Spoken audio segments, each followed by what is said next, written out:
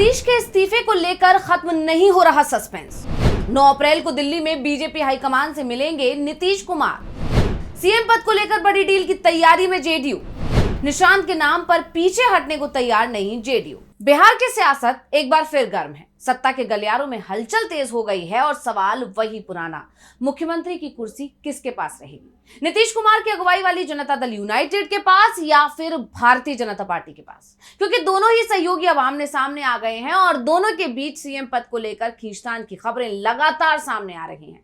हालांकि ये पहले से ही तय माना जा रहा था कि बिहार की एनडीए सरकार में ज्यादा दिन तक शांति नहीं रहेगी। बीजेपी की नजर शुरुआत से ही बिहार की कुर्सी पर थी और इस बात के संकेत पूरे बिहार चुनाव के दौरान मिले और इसी खींचतान के चलते शपथ ग्रहण में भी बहुत देरी हुई। हालांकि बाद में बीजेपी को नीतीश के आगे हथियार डालने ही पड़े, लेकिन बीजेपी ने उसी समय नीतीश से कुर्सी लेने का प्लान बना लिया था, जो अब उसी के लिए मुसीबत भी बन गया है। क्योंकि जेडीयू से तो खींचतान चल ही रही है, लेकिन अब सीएम पद को लेकर बीजेपी के अंदर खींचतान शुरू हो गई है। अब इस पूरे घटनाक्रम ने सिर्फ बिहार की राजनीति को ही नहीं बल्कि राष्ट्रीय स्तर पर भी सियासी समीकरणों को प्रभावित करना शुरू कर दिया है। तो इस स्पेशल रिपोर्ट में हम यही जानने की कोशिश करेंगे कि कैसे बीजेपी अब अपनी ही चाल में फंस गई है। नमस्कार, मैं हूं अंशिता।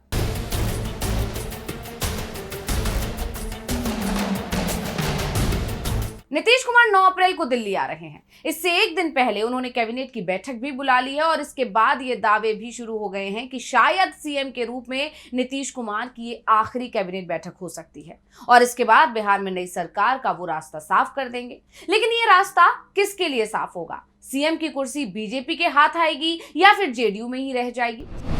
आप जानते ही हैं कि नीतीश कोई पहली बार कुर्सी नहीं छोड़ रहे हैं। 2014 में भी उन्होंने सीएम पद से इस्तीफा दिया था, अपनी जगह जीतन राम मांझी को सीएम बना दिया था, लेकिन कुर्सी का मोह नीतीश को ज्यादा दिनों तक सत्ता से दूर नहीं रख पाया और साल भर के अंदर ही यानी 2015 में नीतीश ने मांझी को हटाकर सीएम पद हथिया लिया। ऐसे में अब अगर नीतीश सीएम पद छोड़ रहे हैं तब सवाल उठ रहे हैं कि नीतीश सीएम किसे बनाएंगे, क्योंकि ये कहा जा रहा है कि सीएम कौन होगा इसका फैसला नीतीश कुमार को ही लेना है।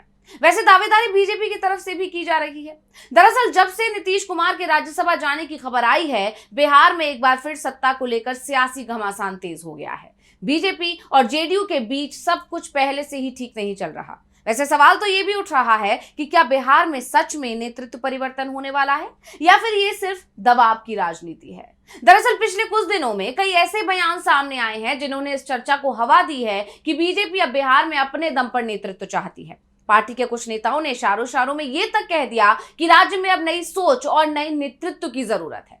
दूसरी तरफ जेडीयू है जिसने ये साफ कर दिया है कि गठबंधन में रहते हुए नीतीश कुमार ही मुख्यमंत्री रहेंगे। नीतीश अगर कुर्सी छोड़ते हैं तो हमारे पास निशांत कुमार भी हैं। निशांत सीएम बनते हैं तब सत्ता पर नीतीश की पकड़ मजबूत बनी रहेगी। पार्टी का यह भी कहना है कि बिहार में विकास और स्थिरता के लिए नीतीश कुमार का अनुभव बेहद जरूरी है और इसके लिए जेडीयू की दलील है कि बिहार में एनडीए को जीत नीतीश कुमार के चेहरे पर मिली, क्योंकि पूरे चुनाव में 25 से 30 एक बार फिर नीतीश का नारा ही गूंज रहा था।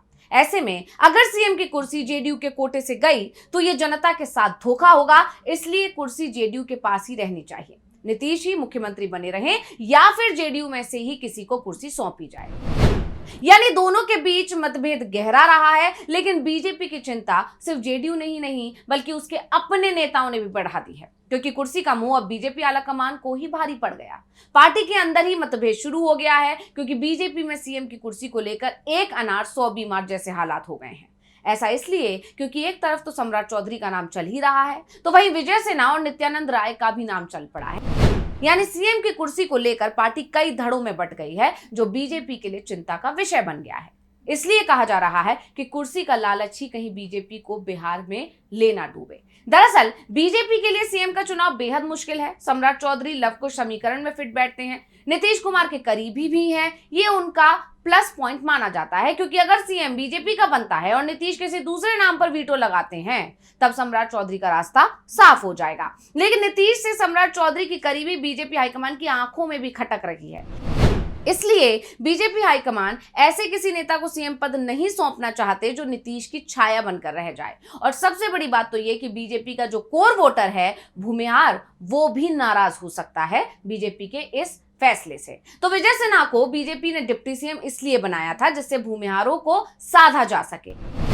ऐसे में अब जब बीजेपी का अगर सीएम बनता है तब उसके हाथ से डिप्टी सीएम की दोनों कुर्सियां चली जाएंगी, यानी विजय सिन्हा डिप्टी सीएम नहीं रहेंगे, जिससे भूमिहार नाराज हो सकता है। और इस बीच एक और नाम सीएम पद की रेस में शामिल माना जा रहा है और वो नाम है नित्यानंद राय का। नित्यानंद राय केंद्रीय गृह मंत्री अमित शाह के बेहद करीबी माने जाते हैं। केंद्र में गृह राज्य मंत्री का पद उनके पास है। 2024 के लोकसभा चुनाव के समय अमित शाह ने उजियारपुर की रैली में कहा था कि अगर जनता ने नित्यानंद राय को चुनाव जिताया तो वो नित्यानंद राय को बड़ा आदमी बनाएंगे।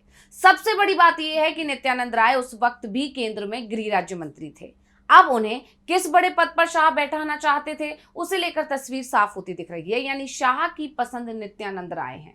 लेकिन नीतीश कुमार नित्यानंद राय के नाम पर तैयार होंगे, इस पर सवाल खड़े हो रहे हैं। और सबसे बड़ा सवाल तो यह है कि क्या नीतीश कुमार सीएम पद बीजेपी को सौंपेंगे, क्योंकि राजनीतिक विश्लेषकों का मानना है कि ये खींचतान नई नहीं है। पिछले कुछ सालों की अगर बात की जाए तो कई बार दोनों दलों के बीच मतभेद सामने आ चुके हैं, लेकिन हर बार किसी न किसी फॉर्मूले के तहत मामला सुलझा लिया गया। लेकिन इस बार मामला थोड़ा अलग नजर आ रहा है, क्योंकि बीजेपी अब राज्य में अपनी राजनीतिक ताकत को और मजबूत करने के मूड में दिख रही है, जो नीतीश कुमार समझ भी रहे हैं। लेकिन बीजेपी अंदरूनी तौर पर भी कमजोर हो गई है, यह भी किसी से छुपा नहीं है। दिल्ली से लेकर पटना तक लगातार बैठकों का दौर जारी है, लेकिन बड़ा सवाल यही है कि क्या यह बातचीत किसी ठोस नतीजे तक पहुंचेगी या फिर बिहार की राजनीति में एक और बड़ा उलटफेर देखने को मिलेगा। क्योंकि अभी तक बीजेपी की लड़ाई सिर्फ जेडीयू के साथ चल रही थी, अब पार्टी के अंदर भी लड़ाई चल रही है, जिसका फायदा विपक्ष उठा सकता है। क्योंकि दावा तो यही किया जा रहा है कि विपक्ष नीतीश को साथ आने का न्योता दे चुका है।